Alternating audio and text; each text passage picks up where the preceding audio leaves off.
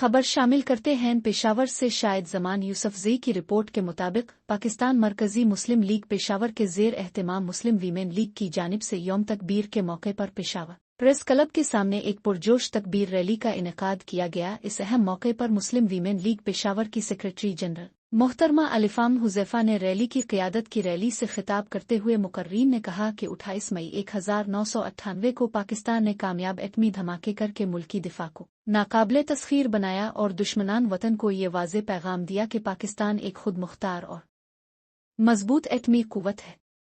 उनका कहना था कि पाकिस्तान का एटमी असासा सिर्फ पाकिस्तान ही नहीं बल्कि पूरी उम्मत मुस्लिमा की उम्मीद की किरण है। मुकर्रीन ने मजीद कहा कि हालिया दिनों में पाकिस्तान ने जिस जुर्रतमंदी से हिंदुस्तान के इक़दामात का मुअस्सर जवाब दिया वो हमारी अस्करी और सिफारती हिकमत अमली का मुँह बोलता सबूत है। आज की रैली इस बात का इजहार है कि पाकिस्तानी ख़वातीन भी मुल्की दिफा के लिए मर्दों के शाना बशाना खड़ी हैं।